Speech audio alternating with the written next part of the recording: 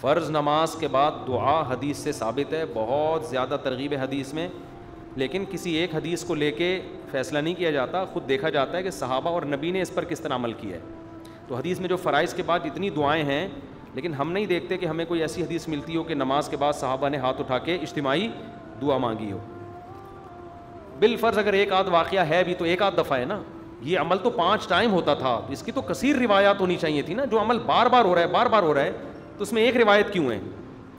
تو اس لیے، اور پھر فقہ کی کتابوں میں بھی، کیونکہ فقہ تو قرآن و حدیث ہی کا نچوڑ ہے، تو فقہ کی کتابوں میں بھی نہیں ملتا. جو عربی کتابیں ہیں، جو فقہ کی اصل کتابیں ہیں، جو صدیوں پہلے لکھی گئی ہیں، ان میں بھی تذکرہ نہیں ملتا.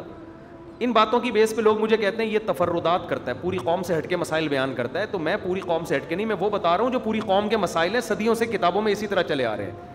تو آپ دکھا دو، ہدایہ میں دکھا دو، رد المحتاج، حدیث میں تو ہے ہی نہیں نا. تو آپ فقہ کی طرف اگر آتے ہو تو فقہ شافعی میں دکھا دو، فقہ مالکی میں دکھا دو، فقہ حنبلی میں دکھا دو، فقہ حنفی میں دکھا دو، لیکن فقہ حنفی کی عربی کتابوں میں، اردو میں نہیں. جو عربی جو فقہاء نے لکھی ہیں کتابیں، نہ فقہ شافعی کی کسی کتاب میں ملے گی اس دعا کا تذکرہ، نہ امام شافعی نے لکھا، نہ امام، کیونکہ ہے ہی ملتا ہی نہیں ہے ہمیں کوئی اس کا تذکرہ. تو اس لیے یہ بر صغیر کی ایک رسم ہے جو نمازوں کے بعد ہمارے یہاں ہاتھ اٹھا کے دعائیں مانگی جاتی ہیں. پھر اس کا خام میں دفاع بھی لوگ شروع کر دیتے ہیں، اس کو دیوبندیت کا مسئلہ بنا لیتے ہیں.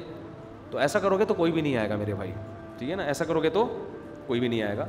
تو حضرت مفتی محمد شفیع صاحب رحمۃ اللہ علیہ، جو حضرت مفتی تقی عثمانی صاحب کے والد تھے، ان کا پورا رسالہ اجتماعی دعا کے بارے میں، وہ پڑھ لیا کریں. مجھے یہ ہوتا ہے کہ لوگ نا مجھے تختہ مشق بنا رہے ہیں یوٹیوب پہ کہ یہ الگ ہی کوئی فرقہ پیدا ہوا ہے، یہ کوئی الگ ہی چل رہا ہے. بھائی آپ اپنے اکابر کی، جو ہمارے بھی اکابر ہیں، انہی کی کتابیں اٹھا کے دیکھ لیں. حضرت مفتی محمد شفیع صاحب رحمۃ اللہ علیہ جو مفتی اعظم تھے، ان کا پورا دعا کے پر رسالہ ہے. وہ وہی باتیں کر رہے ہیں جو میں کر رہا ہوں، یعنی میں وہی باتیں کر رہا ہوں جو وہ کر رہے ہیں، الٹا ہو گیا نا.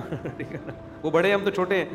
تو پھر بھی ہم یہ اس میں اعتدال کے وہ ہے کہ آپ اماموں پہ فتوے نہ لگائیں، جا کے مسجد میں فساد پیدا نہ کریں. کوئی کر رہا ہے تو کرنے دیں اس کو، بدعتی نہ کہیں اس کو، ٹھیک ہے. ان کی اپنی کوئی دلیل ہوگی، ہم تو صرف یہ کہہ رہے ہیں ہمیں برا بلا نہ کہیں اس مسئلے کی وجہ سے. تو اگر کوئی کر رہا ہے تو فساد نہ کریں. اور بہت سارے بڑے بڑے مسائل ہیں، کسی اکابر میں سے کسی عالم کی گستاخی نہ کریں، آپ کسی کو بدعتی قرار نہ دیں، اپنی رائے پیش کر دیں، مان لیں ٹھیک ہے، نہیں مانیں کوئی بات نہیں. علماء میں اختلاف ہوتے ہیں، جہاں درجنوں اختلاف وہاں ایک اور صحیح. ایسا کون سا گھبرانے والی بات ہے بھائی؟ اور بہت سارے مسائل میں اختلاف ہے یا نہیں ہے، تو ایک اور صحیح، اس میں کیا ہو گیا؟ اور بھائی مارکیٹ میں کوئی نیا مسئلہ؟